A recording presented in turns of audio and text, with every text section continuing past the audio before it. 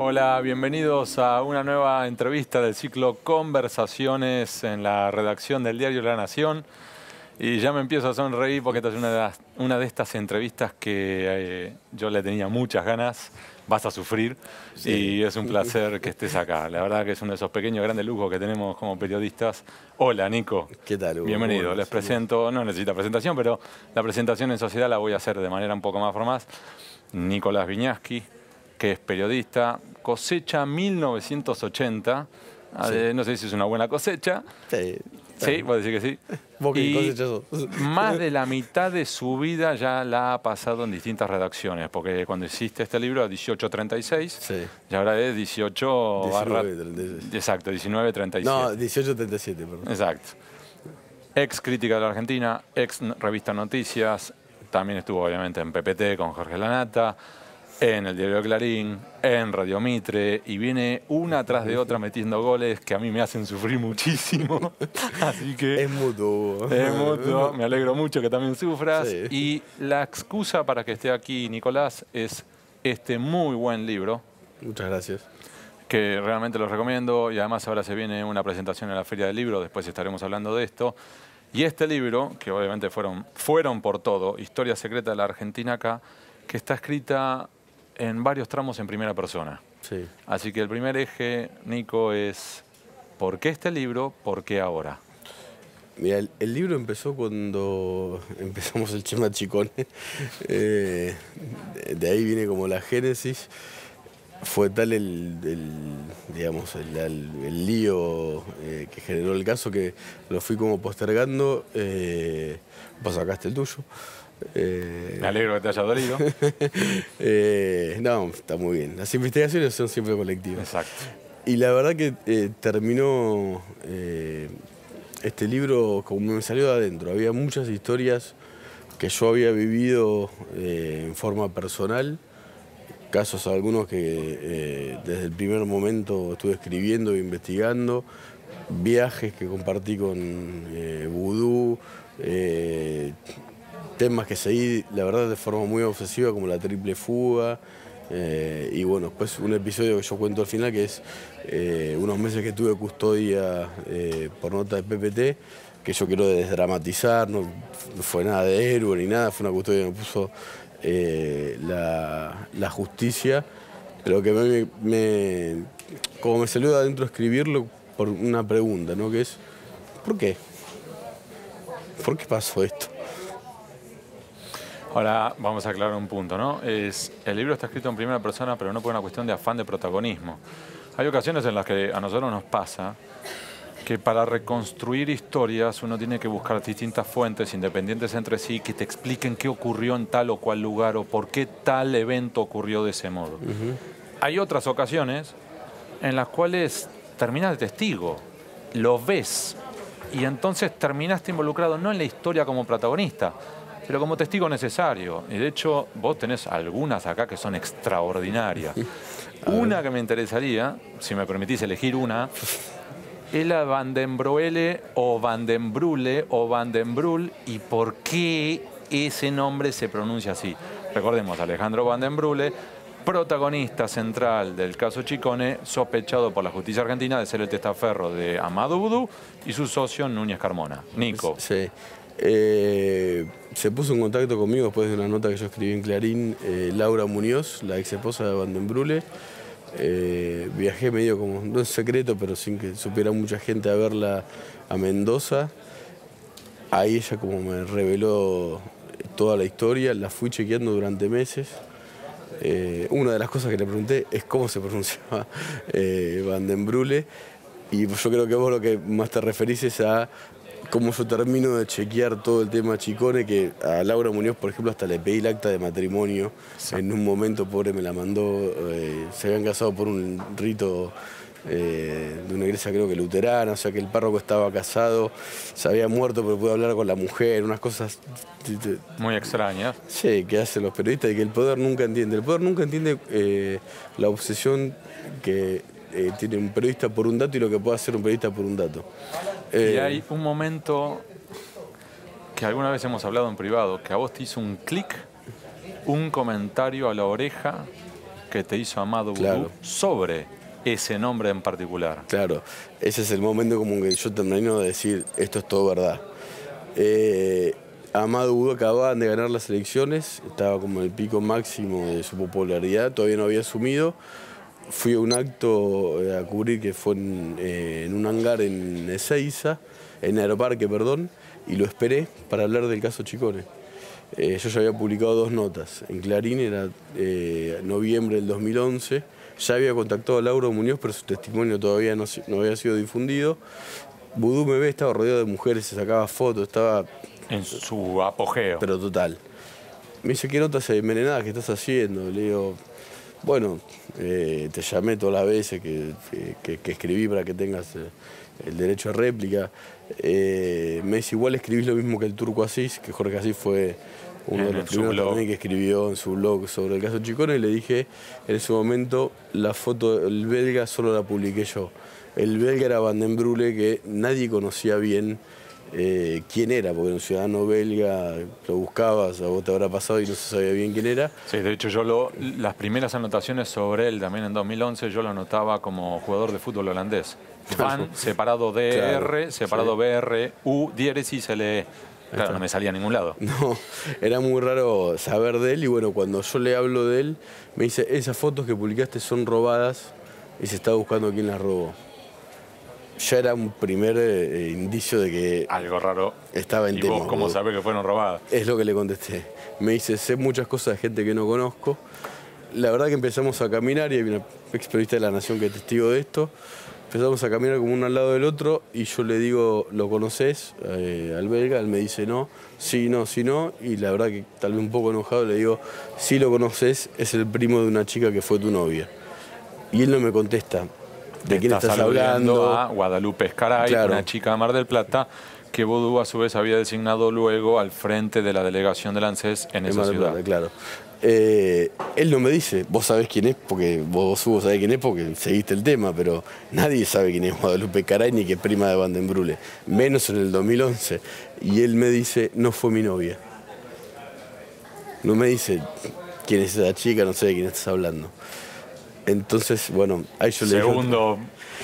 Claro, ahí ya dije, ya está. La verdad que yo le dije como una frase... le dije, bueno, si no fue tu novia, tuviste algo con ella, digámoslo así. Él se fue como temblando, yo me quedé también porque fue como una discusión fuerte. Era la confirmación de que efectivamente él sabía quién era Van den Brule, sabía quién era Guadalupe Escaray, sabía todo, digamos. Y él se fue del hangar, salió, y a los 2 o 3 minutos, 5, la verdad que no sé, volvió solo y me dijo al oído, ¿no te das cuenta que estás calibrando del otro lado del que está la gente? La gente lo acaba de votar a él, la gran mayoría. Yo supongo que se refería a eso, pero usó la palabra calibrando. Y me quedé con eso y con la... Primero, sabía producir Van den Brule y cuando le hablé de Guadalupe Escaray sabía quién era. Que creo que éramos 5 personas en la Argentina que sabíamos quién era vos, Van den Brule y pocos más. Ahí dije, bueno, esto es todo verdad. Ahora vos en este libro abordás muchos otros casos en los cuales vos estuviste justamente investigando, abordando. Desde Nisman, la ruta del dinero acá, los episodios de Fariña en particular dentro de la ruta del dinero acá y muchos otros de los cuales tienen muchísima valía, Nico. Entonces, obviamente que me surge el interrogante de, para vos, ¿qué fue lo peor de la última década? El narcotráfico. O sea, a ver, el kirchnerismo no es pasado para mí, ¿no? Es presente y va a ser futuro. La educación destrozada, aunque tenga tal vez responsabilidad este gobierno y anteriores, gobernaron 12 años.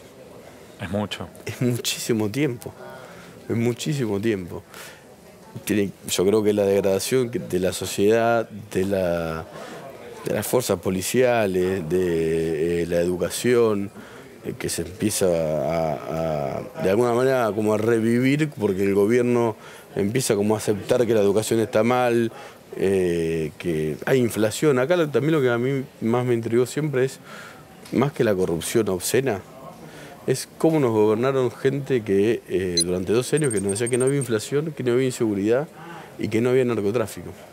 Que no había pobres. Que no había pobreza, que no había inflación. Que medir la pobreza era estigmatizar a los pobres, que me parece una política de Estado criminal. Y eso es lo que dijo alguna vez Axel Kicillof. Pues si sos presidente te sentás en el sillón de Rivadavia a ver cuánta plata tengo, me imagino yo, ¿no? Cómo la reparto, cuánta gente pobre, cuánta no. Bueno, ¿cuáles son los problemas principales que tengo que afrontar? Y yo creo que el problema más grave, que recién empezamos a ver los síntomas, no las consecuencias. Los primeros síntomas de las consecuencias es la penetración del narcotráfico. Yo creo que el kirchnerismo fue una cleptonarcocracia. A ver, de nuevo eso. El kirchnerismo fue una cleptonarcocracia. O sea, un sistema de gobierno instalado, como hasta lo probó o lo dice la justicia en muchas causas, una asociación ilícita de la misma gente que asumió con Kirchner en el 87 en la Intendencia. López, Zanini, Jaime, Alicia, Uberti, la misma gente, para recaudar con la obra pública, con el transporte, con la energía, con los medios de comunicación, con el juego y con el narcotráfico. Acá siendo buenos y sin creer que hubo complicidad, suponiendo que no hubo complicidad del poder, acá entraron 20.000 toneladas de ferrina que pasaron por la cabeza para adelante de la gente de alguien, tipos que fabricaron metanfetamina que se mandaba a México, la instalación de los monos. Déjame medir de manera chicanera tu ecuanimidad. ¿Le reconoces algo positivo a la última década? Mira, cosas que tienen que ver más con la institucionalidad. La reafirmación de la autoridad presidencial, que venía endeble, muy endeble. Tras la crisis. Después del ataque de 2001, que igualmente demuestra el crack que el sistema funcionaba. La asignación universal por hijo, que es igualmente un proyecto de Elisa Carrió, y que el gobierno siempre anterior lo publicitaba como algo bueno que haya más asignación universal por hijo, cuando en realidad lo bueno sería que haya menos porque menos gente lo necesite, ¿no? Algunas de las políticas tienen que ver con los derechos humanos. Pasa que siempre, por ejemplo, con los derechos humanos, está el negocio con las Madres de Plaza de Mayo, que es imperdonable que lo hayan impulsado. Ahora, eso no quita el mérito, obviamente, de lo otro. Y pocas cosas más, la verdad. Pues acá también abordás en varios momentos, en varias páginas, el periodismo durante la última década. Sí. ¿Qué balance haces del periodismo durante la última década, dado todo lo que vivimos? Para mí fue excelente. ¡Apa! A ver. Primero, sirvió para saber quién es quién. ¿No? ¿Quién por simpatía ideológica o por guita se podía callar algunas cosas o no? Podía atacar a colegas de una forma completamente artera usando el Estado.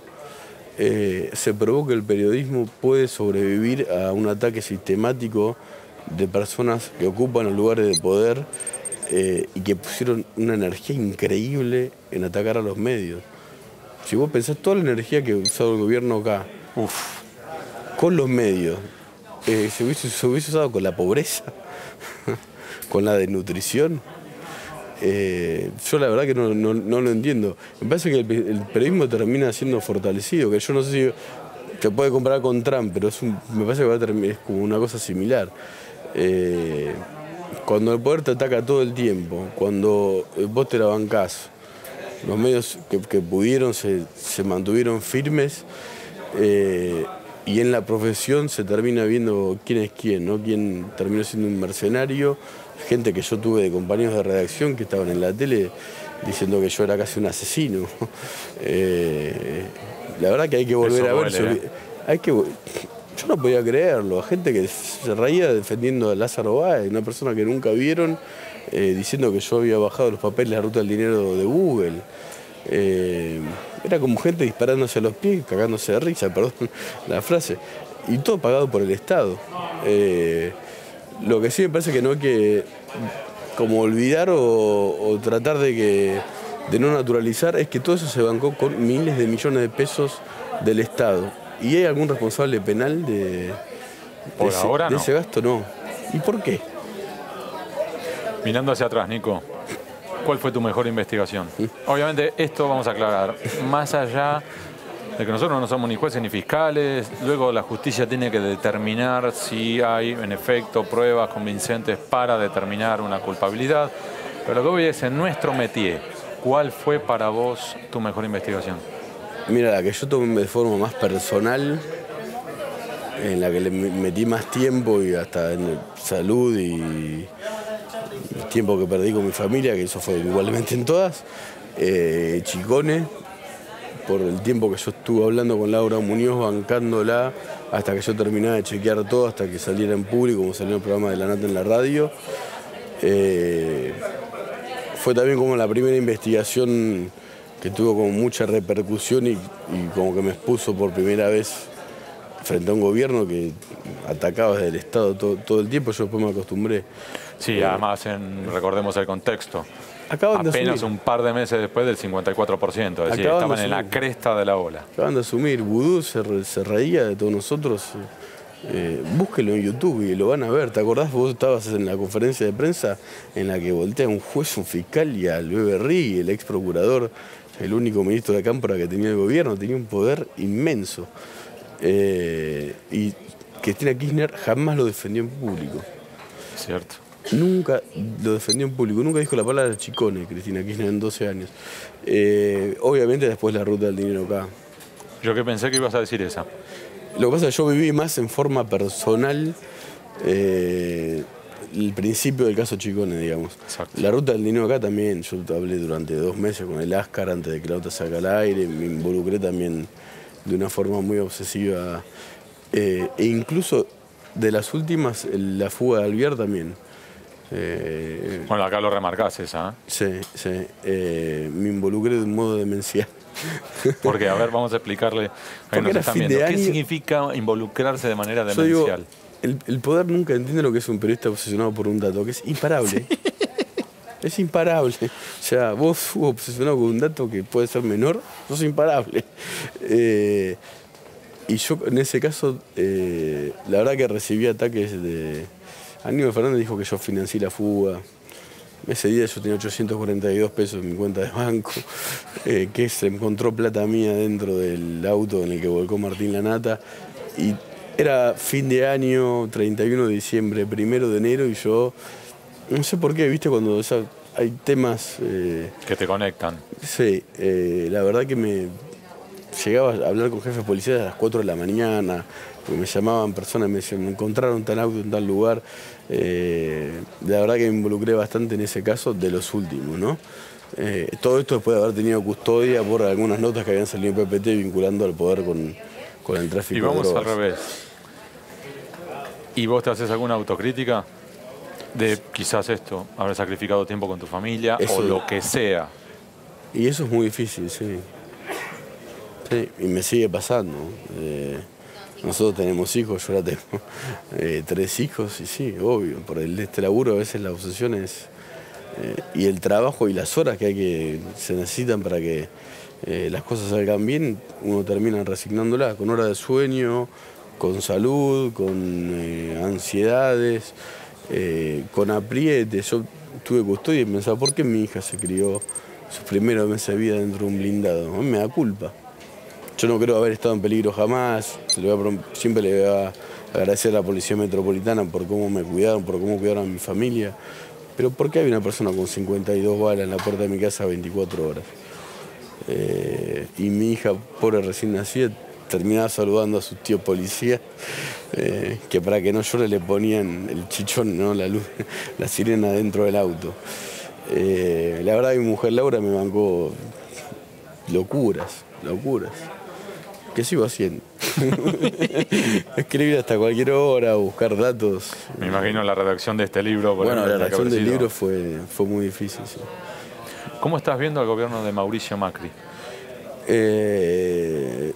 Hasta la conferencia de prensa, me parece que hubo como un quiebre que fue el tema del correo y la conferencia de prensa en la que Macri sale a explicarlo junto al tema de los este fallido no aumento de los jubilados que lo explicó en la misma conferencia.